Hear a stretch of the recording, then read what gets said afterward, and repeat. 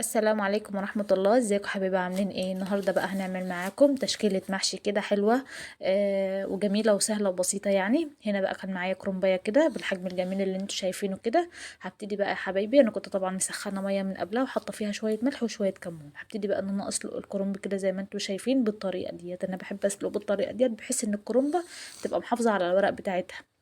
هنا بقى حبايبي كمان كان معايا بقى بطايه كده كانت تايهه ملهاش صاحب بصراحه، قلت لما اجيبها ايه اسلقها النهارده جنب المحشي. هنا بقى كانت بالشكل الجميل كده، طبعا كنت غسلاها بميه بملح وخل وليمون.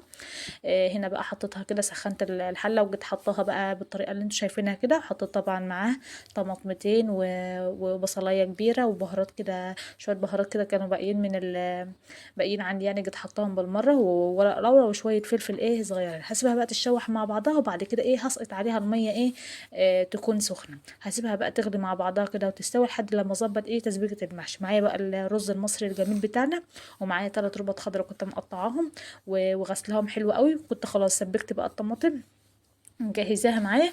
هبتدي بقى اقلب الكلام ده كله مع بعضه كده، وابتدي بقى ان انا الف ايه ورق المحشي زي ما انتوا شايفين كده. بسم الله ما شاء الله، كنت بخلص ايه على طول. طبعا كنت مسرعه الفيديو. هنا بقى خلاص خلصت المحشي اهو بالشكل الجميل كده في ثواني، ما غابش يعني، بصوا ما خدش معايا 5 ثواني. وهنا كمان عملت بقى البتنجان الجميل كده والفلفل بقى، وكمان ايه ما سكتش، كمان كملت ايه ورق الخاص زي ما انتوا شايفين كده بالشكل الحلو كده. انا بعمله بقى ايه مثلثات كده، او مش عارفه بتسموه ايه، احجبه.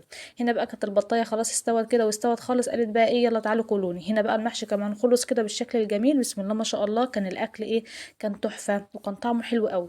هنا بقى يا حبايبي لو وصلتوا لاخر الفيديو ما تنسوش بقى تشتركوا في القناه، وما تنسوش تتابعوني، وما تنسوش كمان ايه الصلاه على النبي. اتفضلوا معانا بقى بالف هنا ان شاء الله، يا رب اكون وجودي خفيف على قلوبكم. دمتم في رعايه الله، مع السلامه.